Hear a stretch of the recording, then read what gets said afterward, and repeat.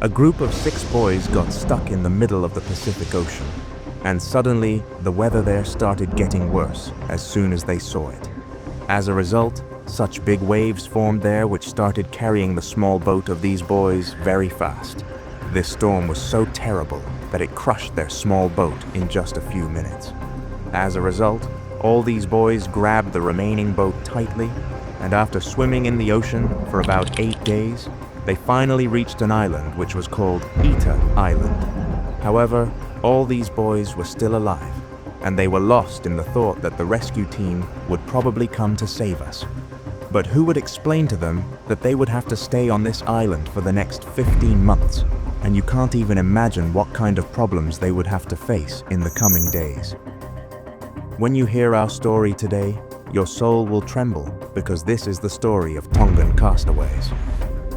If we talk about these 6 boys, the oldest of them was Sione Fatawa, who was 16 years old, and along with him was Stephen and the rest of the boys. Among them, Tavita was the youngest boy of this group, who was only 13 years old. All these boys used to study in St. Andrew's Angelica boarding school, but one day they were fed up with the strict and harsh environment of this school. As a result, all these boys decided to run away from their boarding school. They decided to steal a boat and sell it in Fiji or New Zealand and explore this big world. However, they had even thought about whose boat they were going to steal. This boat belonged to a fisherman who used to live near their school, and his behavior towards these children was not good. And this was the reason why he chose this boat. The children knew very well that this journey would not be easy for them, but they also believed that this journey would be better than this boring school. That same evening, all these children left their school, and with the help of that fisherman, they took his boat on lease for some time and left from here. However, no one had seen all these children at that time. While leaving the harbor, they had 2 dozens of bananas, some coconuts, and a gas burner. They had thought that they have a whole ocean where they will get fish easily, which will be their food throughout their journey. That is why they had brought so much food with them. However, they were just children, and that is why they forgot to bring any map or compass with them for this adventure, which was going to be the biggest mistake of their life in future. Their adventure was really good in the beginning, but as time passed, things started getting worse because these children had made a big mistake, and that mistake was that they had slept in a deep sleep that night. And that night, the weather started getting worse, and the strong wind started blowing, which was taking the waves so fast that their boat started drifting with the waves from here to there. Seeing this, David opened the main sail of the boat to go back, but the winds tore it into pieces. All the boys started struggling a lot. To bring the boat under control, they tried to turn the rudder of the boat towards the opposite side of the waves, but the speed of the waves was so fast that it broke the rudder badly. Actually, this rudder is used to change the direction of the boat, but it was broken at that time, so these boys could not go back home, even if they didn't want to. In this storm, their boat was broken badly. After that, this boat drifted in this ocean for about 8 days. These children who had brought food with them, it was already over, so they started collecting rainwater in the shell of the coconut, although they tried to catch the fish, but they could not succeed in it. The water they used to collect in the coconut was so less that these 6 boys could only get 1 in the morning and 1 in the evening. But after drifting on the broken boat for 8 days, these boys reached Ita Island. When these children saw the island, they thought that if we miss this island too, then will we be able to find any land beyond it or not? It is also very difficult to find out. That's why these children smashed their boat and made it crash on the shore of the island. This boat collided with a very big rock, which broke it into pieces. After that, the children reached the shore of Ita Island while swimming. After this, the children dug a cave and rested there and breathed a sigh of relief. Sione and Stefan, who were the oldest in this group, they shared the work of the group's leadership, where one of them used to give them the introduction and guidance of survival, and the other one used to provide care to everyone. Sione and Stefan used to pray to God every day for their rescue. Although they shared the work of leadership, none of these children knew anything about survival. Only Sione knew some survival tricks, which her father had told her in her childhood. The island they came to was a mountainous and rocky island, which had a lot of penny clips. And under these clips, these boys had made their bed so that they could get some protection while sleeping at night. They had made a hole on the tree with the help of sticks and sharp stones so that they could make a small space where they could collect the rainwater. But this process took 4 to 5 days to collect as much water as they could drink. These boys used to climb on the cliffs so that they could catch some seabirds, not only to eat them, but also to drink them. Yes, they used to drink a lot of those seabirds to satisfy their thirst for water. Until this time, they did not have any source of fire. So they used to eat those seabirds raw, but they used to try their best to burn the fire every day. But they were always unsuccessful. They used to rub 2 pieces of wood together every time in an attempt to create the spark of their friction flame so that they could burn the fire. But this was not possible. They understood the importance of fire because they knew that fire was the only way of their survival and rescue, which would keep them alive on this island. And because of this hope, they used to try their best to burn the fire every day. Sometimes, these boys used to go inside the forest without informing each other, and they used to cry there and get together in a group again, and they used to pretend as if nothing had happened. Even these boys used to have a lot of fights with each other, but in the end, they used to convince each other. After 6 months, one of these boys finally succeeded in burning the fire, and this was the only chance in the last 6 months where all these boys were so happy. They were so happy because now they would get to eat cooked food, and this fire was going to prove important for their survival. Every day, one of these boys used to protect this fire so that this fire would not be extinguished, and he used to keep putting burning things in it so that this fire could never be extinguished. He did not let this fire be extinguished even once. He used to catch at least 2 seabirds every day so that they could eat properly. But one day when Stephen went to catch the seabirds on the cliff, suddenly his leg slipped from there and he fell down quickly. The place where he fell was the highest mountain of Eta. Stephen started screaming for help, and his other companions came to him. When they saw Stephen, he fell on a thin lace because of which his leg broke. The rest of the boys picked Stephen up and took him to their camp, where they treated Stephen with the help of some branches and leaves and whatever they could get hold of.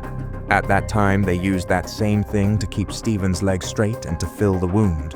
The rest of the boys had decided that until Stephen recovers, he will not do any work.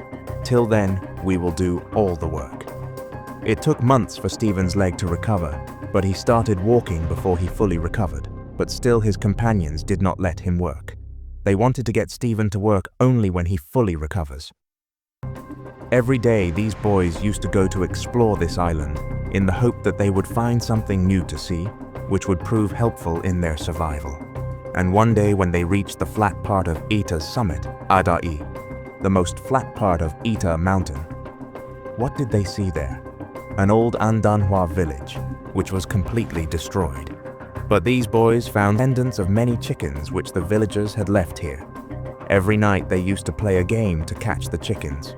As soon as they saw them, they had about 200 chickens whom they did not kill, but instead they used to feed them with coconut scraps and take good care of them so that they could get a constant food source, which was an egg. The boys used to kill these chickens only when the weather was bad, because in bad weather, they did not prefer to go to the cliffs and kill the seabirds because they had seen Stephen's condition and they did not want any of them to fall from the cliff and end up like Stephen. They had also made a raft so that they could escape from this island. But when they went 1 mile away from this island, their raft broke in the middle, and they had to swim back to the island in the middle of the journey.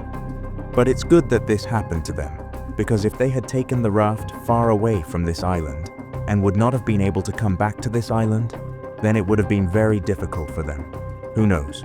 Would they have been able to come back to this island or not? After a year, all these boys had given up all their hopes of rescue, and they had accepted that we might have to spend the rest of our lives on this island. And that's why they started making a permanent shelter and started expanding the field and gardens of more vegetables, which the villagers had left here 100 years ago. All these 6 boys had made 2 pairs of legs, and had shared all the work, like working in the garden on the shore of the island, taking care of the hens, going to the cliff, and keeping the fire burning. Along with this, they used to exercise every day, fearing that they might become lazy because being lazy on such an island is equivalent to inviting death. But one day when they were exploring this island, they found the bones of some men.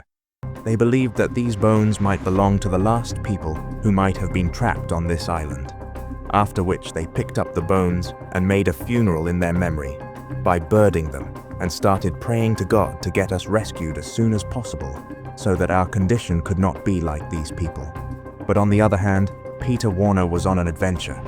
If I tell you about Peter, then he was the youngest son of Arthur Warner, who at one time was the most powerful man in Australia, who ruled the electronic industry at that time, and that's why he wanted to make Peter like him. But Peter's dreams were different.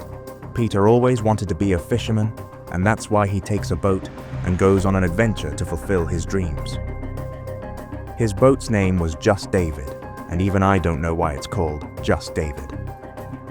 In 1966, Peter was going back to his home, and he was passing by Eta when Peter's crewmates heard humans on Eta Island.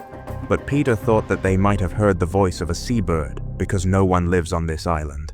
But still, Peter decided to go to this island to see if there is anyone there.